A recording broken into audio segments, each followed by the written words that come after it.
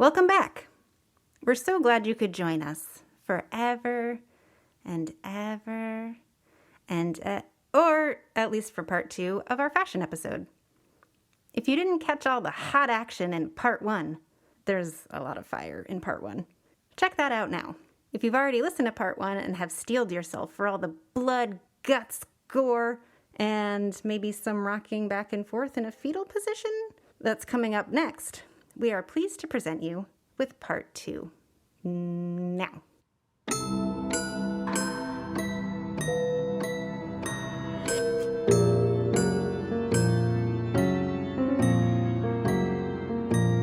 Death party!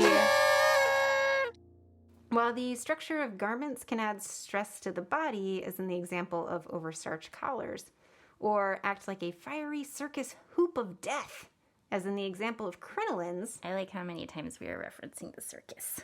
They can also be composed of materials that are hazardous to the wearer's health.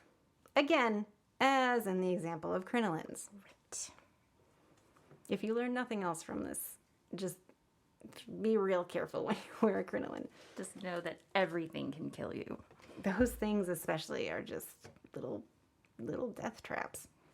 So I think it's safe to say that it's common knowledge these days that asbestos is bad for one's health. Sure. However, asbestos as a material for use in fabric has been in existence since the ancient Greeks and Romans were struck by its mystical fire-resistant properties. Not spooky. Oh. Just Yeah, there you go. All right. This wonder material popped up a few more times throughout the years before being extracted from mines during the Industrial Revolution. And we all know how the Industrial Revolution worked out for workers and other blue-collar people. They got jobs. They got themselves some jobs, some great health care, and everyone was real happy and healthy and well-fed. Until they died, like 4 months later. Yeah, but that's fodder for another episode. You may be wondering, and who worked these mines to extract this precious and highly toxic material? I was wondering. Well, men, of course. Of course. But also thousands of women and children. What? That's a terrible idea. Right? Children are tiny. They can't carry very much at all. Oh. And they complain a ton. Yeah. That's kind of not where I thought you were going with that. Oh. But technically accurate? Right. So, in addition to mining duties, they also spun the raw asbestos fibers into cloth. This meant the fibers ended up being inhaled, which led to scarred lung tissue, chronic shortness of breath, increased cancer risk, and, of course, the reason for the season, death. You're gonna hear the door slam in a minute here, and that will be my lungs exiting the building. I can feel them curling up into little balls as you speak. Is it because all the asbestos fibers are just whipping around in there and Yes. clinging to your porous, delicious lungs? Ew. It's visceral. That's how I roll. Before I was just full of sandwiches, and that was fine, and now it's asbestos, and I need a minute. If death by asbestos sounds like an old-timey way to meet the Reaper, you might be surprised to know that a woman's 2012 death was attributed to washing her husband's asbestos-covered overalls decades prior. Cause of death? Mesothelioma. Sadly, the only surprising thing about that is that someone is still doing their laundry by hand in 2012. The way that corporations put profits over human life is still sadly in fashion. Yeah, well, I think that the way that it was worded decades prior was like she had probably been washing her husband's overalls in the 60s or whatever, and then she stopped. But it took that long to catch up with her. Okay. But I'm not entirely sure because I didn't find any more information on that woman in particular. I mean, chances are there's been a lot of asbestos-related deaths in recent years. Yeah. Because the world is amazing. It's a great place. We should all enjoy every day that we have in it. Soak up those minutes while you got them, folks. You should just make the absolute most of your life because it's the best thing that's ever going to happen to you. Eat dessert first. Eat it with a tablespoon. Forget that teaspoon bullshit. I mean, I guess if the options are burned to death because your skirt is big enough to hold a picnic on, or lung cancer because you're tired of burning to death, maybe the cancer. Though, I mean, can they just wear pants? Maybe. You cannot. Not in the Victorian era, you can't. Nah. That'll be the death of your social life. Oh. On the topic of burning to death, Victorians had so much fun combining chemicals and seeing what would happen.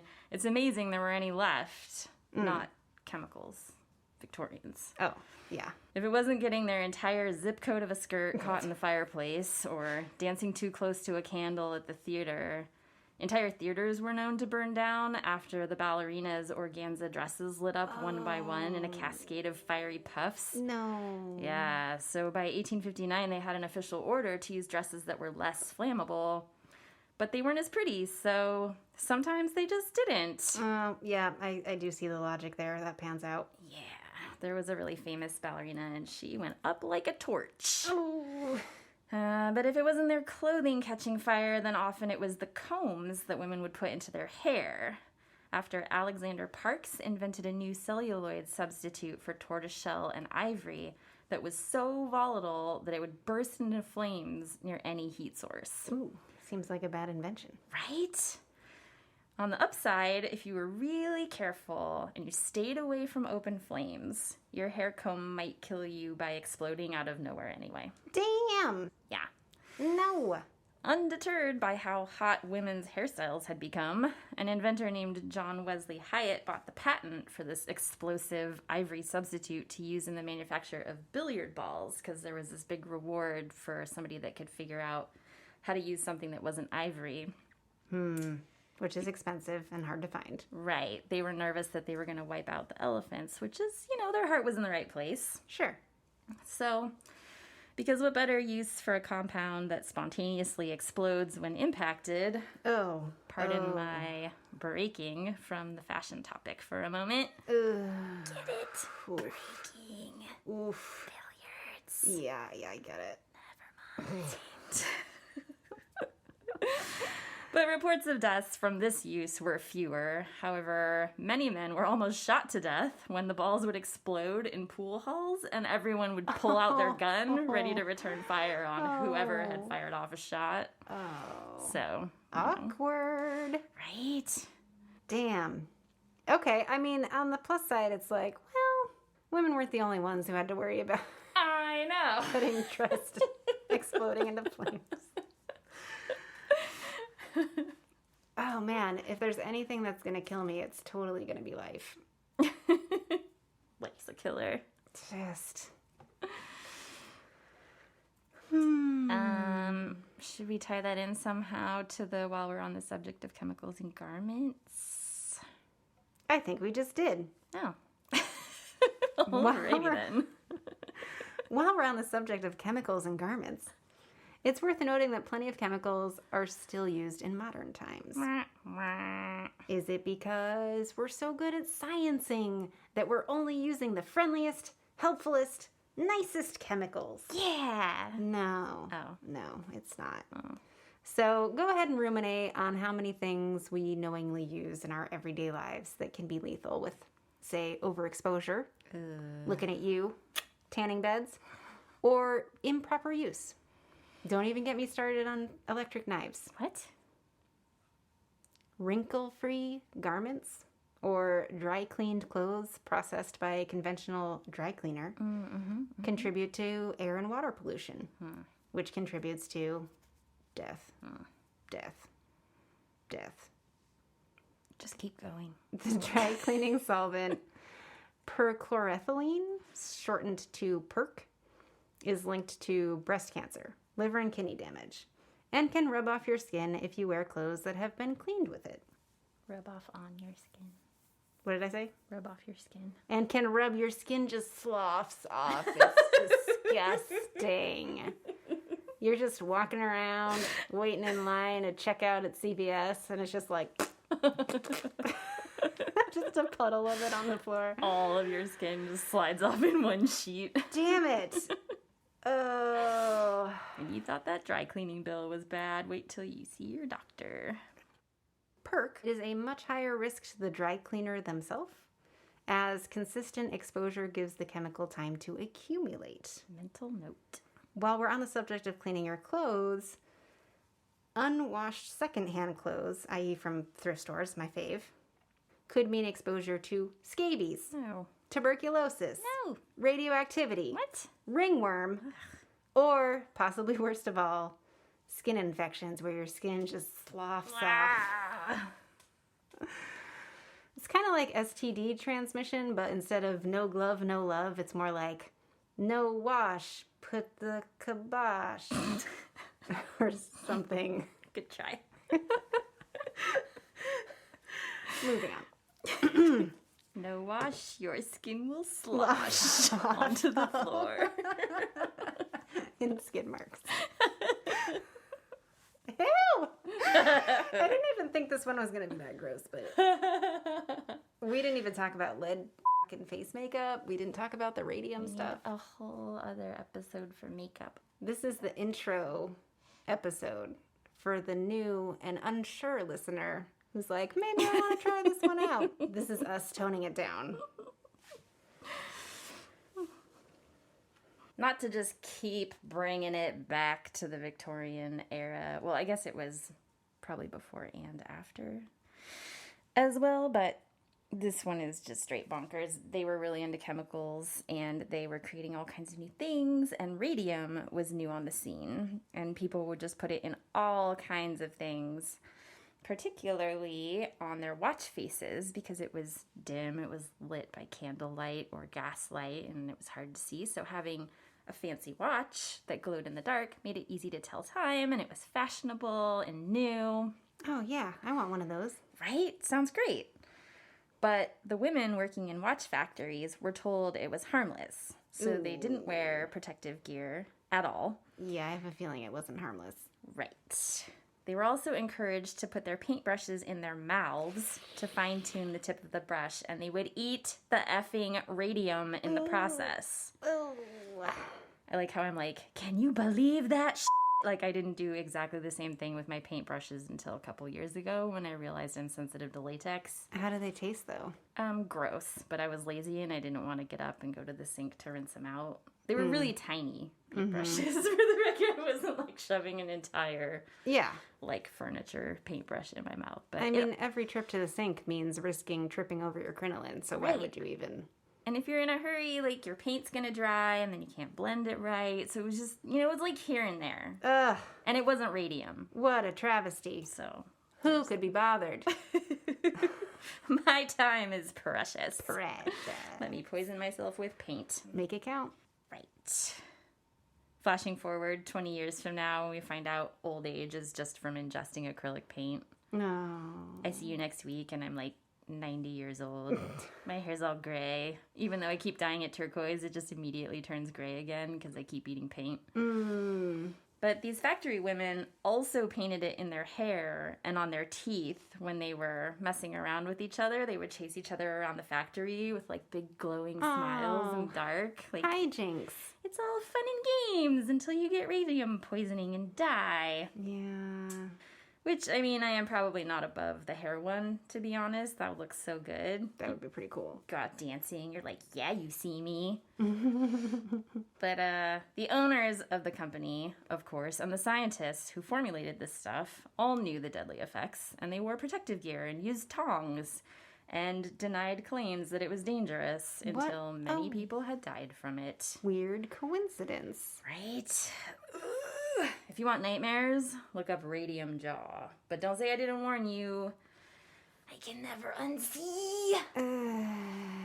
It's terrible. Radium jaw. I assume it's not just like a real cute, glowy jaw. Let's just say it is and not Don't Google it, people. Unless you really want to torture yourself. Unless you're gross. And if you're gross, you know you're gross, and you're fine with it, and we're fine with it, and you can Google it. It's real gross. All right, we've talked about garments that can catch fire, Right. blow you into life-threatening danger, Yes. suffocate you, give you infections, or cancer. What's left? How about killer shoes? Ooh, that sounds like a good movie. Did they make a sequel? That sounds like an even better movie. Nobody puts killer shoes in a corner. And then the shoes fight their way out of the corner. It's like that killer car movie. Was that Christine. Right, but it's just a pair of high heel shoes like running down the street and karate kicking people in the face. That would be terrifying.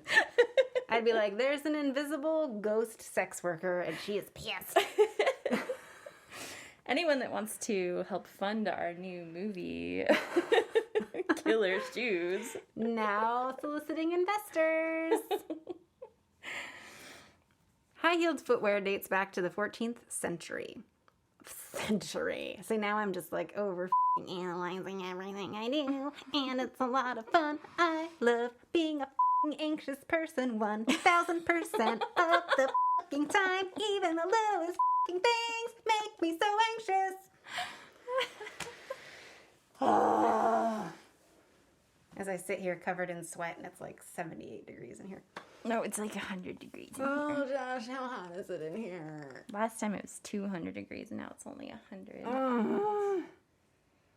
80 degrees. Is my skin sloughing off? Have you dry cleaned your clothes lately? Ooh. Some dry cleaners are going to write in and be like, what the And we'll be like, we just saved your life, buddy. You're Join our welcome. Patreon. Join our Patreon. Or we'll insult you some more. We just got you fired. Join our Patreon. We just turn into humiliatrixes. Humiliatrixes? Yes. Is that a job? Because that's the job that I want. Oh, I have to tell you about that sometime. Oh my gosh. Yeah, for another day. All Right now, we're being super professional and staying the on topic. Right. And we're talking about when footwear... Wait. Kills. When footwear kills. Platform shoes were blamed for car accidents in the 1970s and 1990s. What?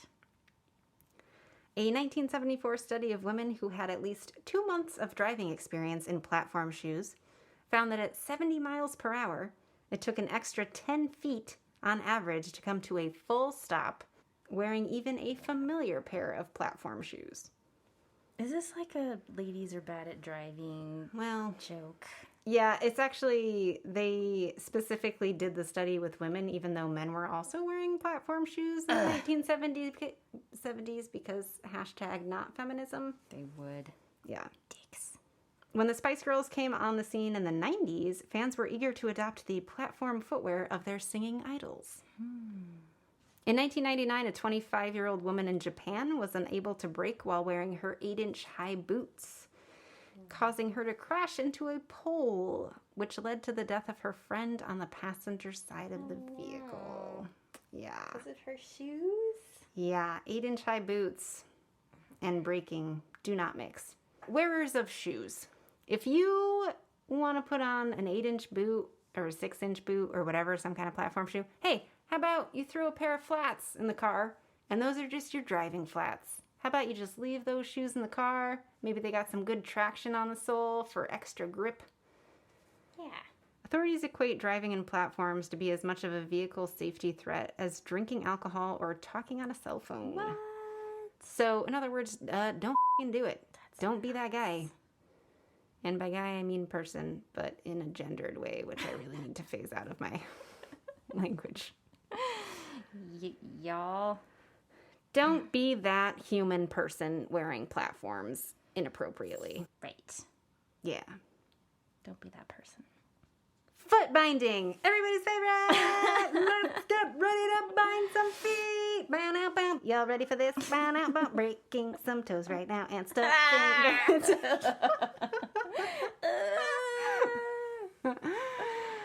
We've most mostly talked about Victorian era trends because there were quite a few of them. Because I'm obsessed. Yeah, Faye's a big fan.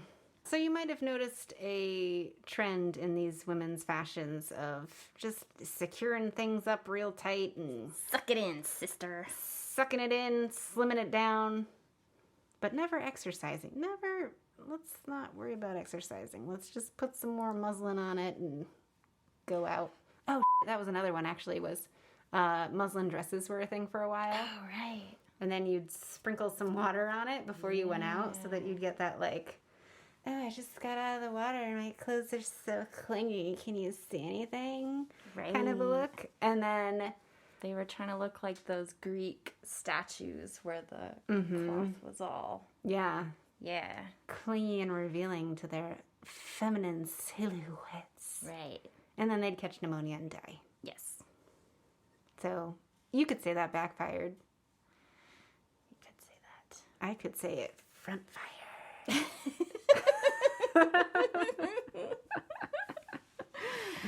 That was also from an era where only royalty was allowed to wear heavy fabrics because they wanted their dresses to be really ornate and over the top and amazing. And so they told all the lower class that their clothes could only weigh a certain amount. And so they would wear these really thin muslin dresses, and then to make them fashionable, do the whole wet thing. The wet look.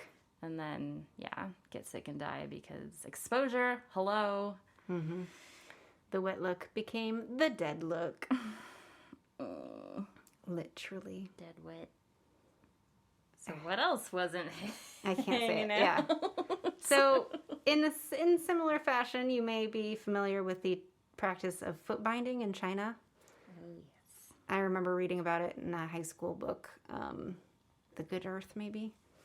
But yeah, I had to read this book in high school that dealt with foot binding, and I was just like, what? This is a thing? And people did this? Like, voluntarily?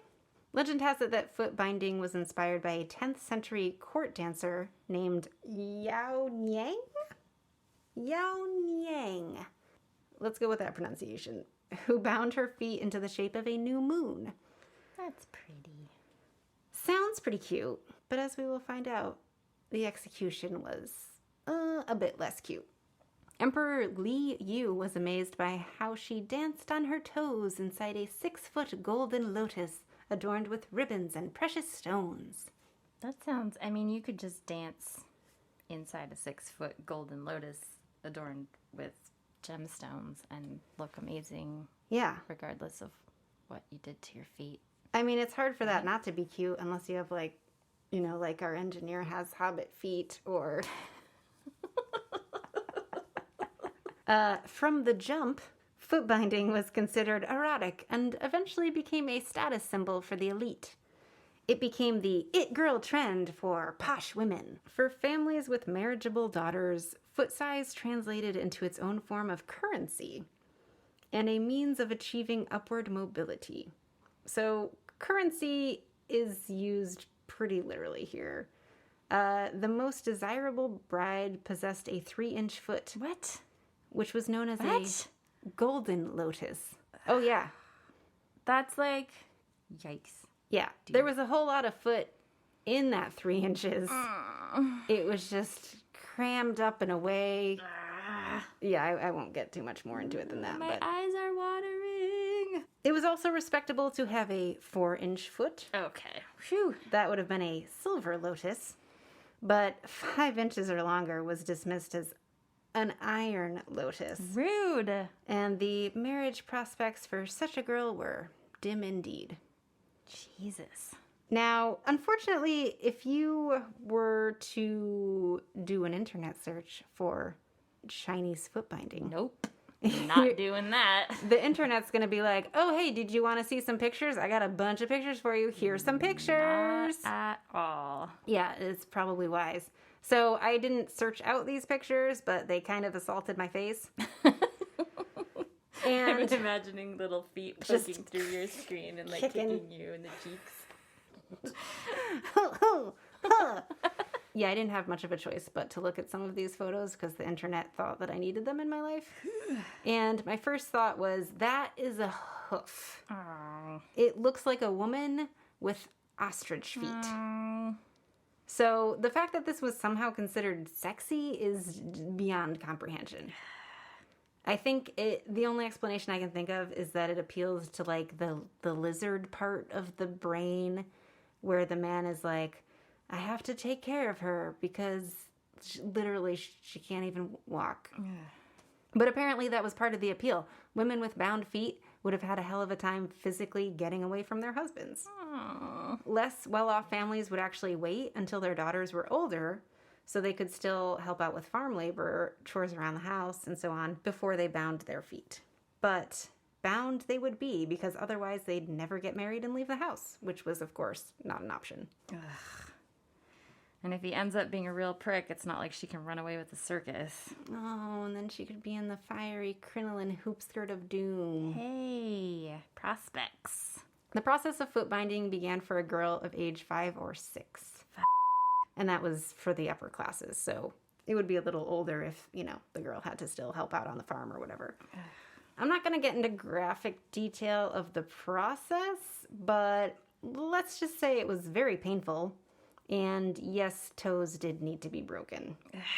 Can we use the term smooshed, if you don't mind terribly? Is that really better? You just smoosh the toes down? Smooshing is less terrible. Okay. The toes were smoosh. Now I'm just going to say it more times. Thank you. More fun. If you want more information, Amanda Foreman's Smithsonian Magazine article goes into some detail about just what one could expect from the foot binding process, step by step. Smooshing process. The foot smooshing process. It was a 2-year process. What? Yeah. And by the description of it, it had to have been very painful for most, if not every day of those 2 years. Oh, but it builds so much character. Air quotes. Aside from being painful, foot binding could be lethal. Oh, good. The process could cause paralysis, Nice. gangrene, Of course. ulceration, Gross. or death. Let's just do that. Although death was rare. Oh, really? I mean, I don't know. I don't know about you, but the next time I wear sandals, I'm going to look at my feet in a whole new light.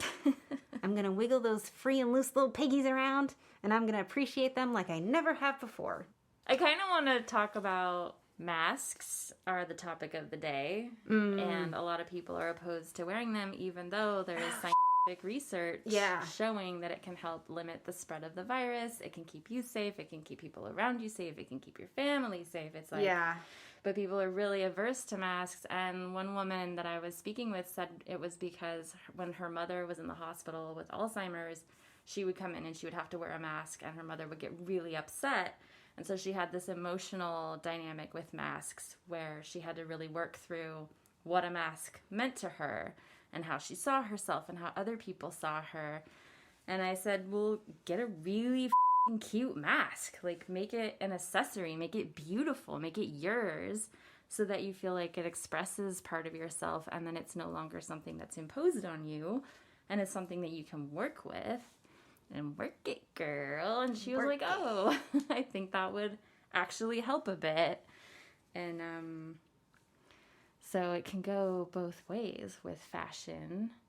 It could be your demise, or it could actually keep you alive. Who knows? Yeah. I mean, crinoline skirts weren't keeping anyone alive, but True. fair point.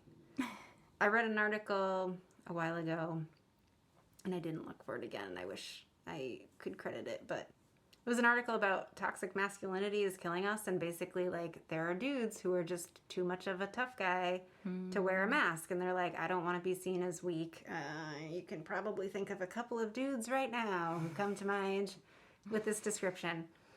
But, yeah, I don't want to be seen as weak. I don't want it to seem like this thing has the control over me or whatever, and like people are telling you what to do. People are telling me what to do. My masculinity is going to be in question because I'm cowing under the harsh Health mandate or whatever. Yeah, like, I can't have big government telling me what to do. Whatever the reason is. If you have trouble thinking about death and you have trouble drawing that one-to-one relationship between your actions and your inevitable demise, you're probably going to be a lot less likely to want to wear a mask because you just can't face facts.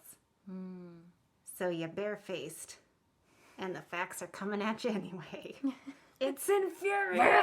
Mask, put a mask on it. It's not that big of a deal. I just want to go to Goodwill and use the fitting rooms again. I just bought 3 articles of clothing and 2 of them don't fit. Now I have to return them with Lastly, we reflect on what these trends reveal about our innate fear of dying. Hint: we'd rather dress for a party in a way that will kill us than worry about whether we should rethink our clothing choices, because they could kill us. Yay, fashion! Yay. This episode's research really inspired me to look into nudist colonies. After recording the first half of this episode, we found more information on cage crinolines, and what's really interesting and infuriating is that there is some evidence that a lot of the numbers for cage crinoline deaths are thought to have been inflated as a smear campaign by certain men of the era. Well, when has Don't you that know? ever happened? Shocker! I mean, don't get me wrong, a lot of ladies were catching fire as a result of wearing them, but a lot of ladies were catching fire all the time back then because clothes and fire were both stupid. But there were a lot of other reports focusing on deaths from cage crinolines, and not all of them were true. Historical inaccuracy. That's weird. That's something we don't ever deal with in America. Right? Fake news, fake news. No politics. Okay. Yeah. Cage crinolines were lighter than the layers and layers of skirts that came before them, and partly because of this, they could be even more massive. This allowed women to take up more than their fair share of space with their skirts. It was the original manspreading, only men didn't like it because it wasn't about their balls. Yeah. Cages could also be used to conceal all manner of things, including illegitimate pregnancy, gasp! Oh, that's so handy. Denying onlookers the opportunity to be judgy, and unsuspecting bachelors the ability to spot a loose woman. The horror! You gotta advertise one way or another. You can't just go around with a sign that says, "I'm a loose woman." Want to know what I'm getting out of this deal? Sadly. Some women, trying to avoid being taxed to death, also use their cage crinolines to smuggle merchandise such as tobacco, alcohol, or even meat. What? beneath their skirts. You heard it. Meat. Which is why we call women's legs hams today. Oh. Do we call legs hams? I actually have a friend who was told by a total stranger on the street that she had 2 fine hams Oh, see? in her pants. That must be where this comes from. Maybe he was a time traveler. And got some nice hams under that crinoline. That happened, though. One entrepreneur was caught with a whole f***ing ham hock up her skirt, up her cage. Oh my God. You know what? It's hard being a single mom. You just gotta Right? get that money. Take it where you can get it and put it up your cage. Stick it up your cage. That's going to be my new favorite. Like, someone cuts me off in traffic, I'll be like, stick it up your cage, buddy.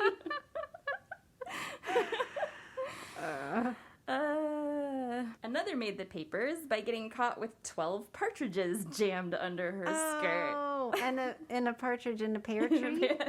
The pear tree was sadly missing. Oh. And yet another was recorded attempting to smuggle 5 pounds of cigars, 9 pounds of tobacco, What? a quarter pound of tea, a woman after my own heart, and half a gallon of gin. 15 pounds of shit. She knew how to throw a party. What? How did they keep it under there, though? I think they would tie it to the rungs of the cage, and it would just hang underneath. And there was no indication. Okay, did Sherlock Holmes get, like, invented around this time? Because he would have been like, judging by the dragging angle of your skirt and how it's basically like a foot of it is on the ground getting torn away. The trail of meat juice, like a snail coming out from underneath the skirts. All the cats in town are just following. Like the stray dogs are just like, There were actually accounts as well of animals getting trapped under the cages. Oh. There were women out in a field and like a grouse or something got startled and it ran under her dress and then she got startled and she fell over and it smothered the bird. Oh, no. So they got to eat it for dinner. Yeah, that's true. Yeah. It's a raw deal for the bird, but Right. if it hadn't been scared in the first place. But hey, waste not, want not. As you might imagine, certain people were not fans of all this lewd behavior and were very vocal about it in the publications of the time in an attempt to get them out of the picture and ladies back in their place. Their place being at home, beside the stove, and on fire. Oh. I'm starting to see both sides of this wacko fashion trend and why it would have been appealing. Mm-hmm. Not to mention that historically, ladies have been completely screwed over in the pockets department. Only a quarter of my pants even have pockets. Damn the patriarchy. I They knew took my it. pockets. The ones that do are so small that I suspect the designers think I'm still carrying a pocket watch. Like, what am I going to fit in there? It's ridiculous. Are they big enough for condoms? That's all you need. Oh, that's what they're for. It all makes sense now. That's the only thing a woman ever I'm needs. gonna have to start carrying around a bunch of condoms because that's the only thing that'll fit in my pocket. All we're good for.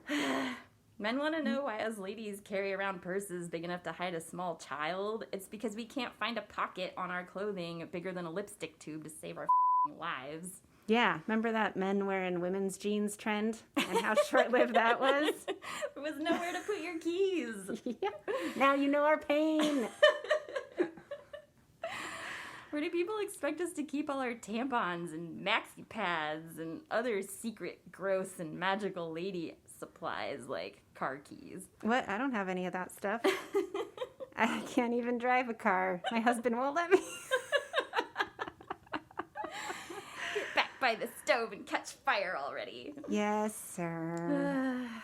I'm tempted to get a cage crinoline just so I have somewhere to put stuff that doesn't throw out my shoulder. But I guess in light of this additional information, I can understand why women of the time were enamored with these things. They were literally willing to risk death to stop being weighed down, to take up public space, to find out if their man was good in the sack before getting tied down, and to smuggle a little meat here and there. Who doesn't want all of that? Sold.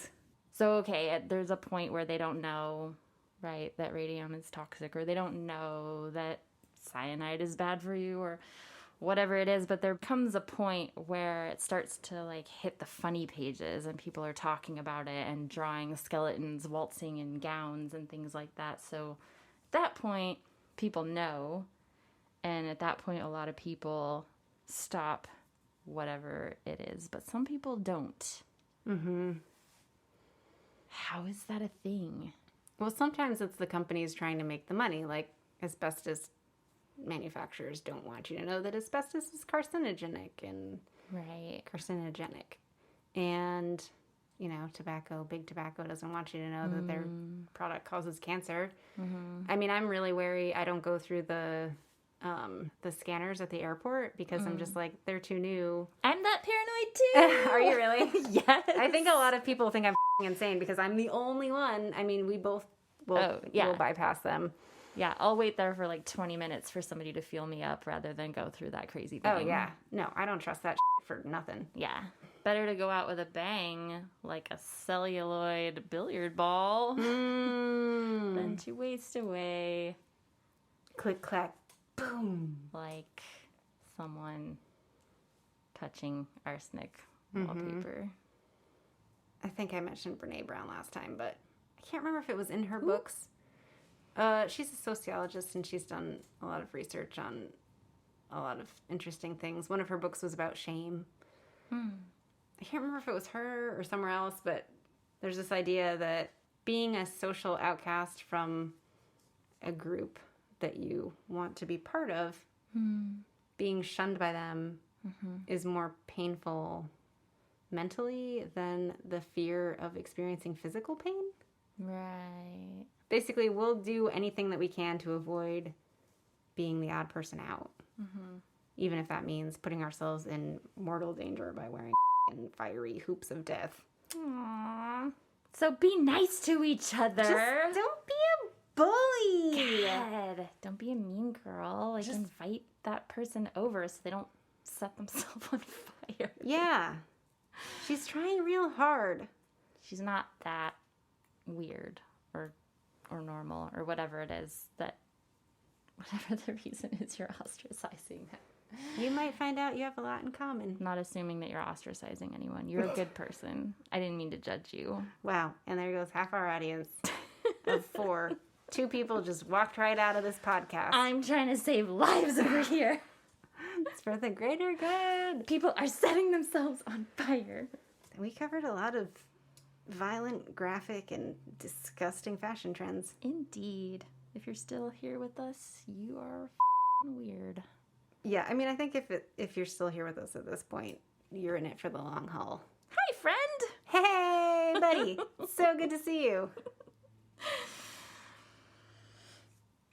And that's a wrap. Love us or hate us. Send Faye all the hate mail. Send me all your hate mail. Or, feel ambivalent. I'm not going to tell you what to do. Spread your wings, fly, dream your big dreams. I'm going to build a little house out of hate mail. Oh, waterproof it, and then, try to get insurance coverage, which will be a real bitch, because it's flammable. Speaking of flammable... I'll just coat it in toxic chemicals that are non-flammable. Wait, you're so old school. So you're literally thinking about printing out the emails of the hate mail. Oh, yeah. How else would you build a house out of them? Because we don't have no P.O. box. Ain't nobody sending us letters. I have a printer. We love you. Send us hate mail. You're the best. Send Faye hate mail. Bye. If you like us, if we haven't traumatized you yet, if you want more of our bizarre dad joke brand of whatever this is, then help us help you get more of what you want by giving us a 5-star review wherever you listen to podcasts. And tell your friends. If they're as weird as you are, they might like us too. If you want to join our Facebook group to find other weirdos like you, or follow our Facebook page or Instagram, we're on all of those at Death Party Podcast. And we're on Twitter at Death Party Pod, just to be difficult. If you want to email us your amazing idea for an episode, love letters, hate mail, fan art, or your soul, you're not really using it anyway, you can send those to us at deathpartypodcast@gmail.com. Bye! Bye!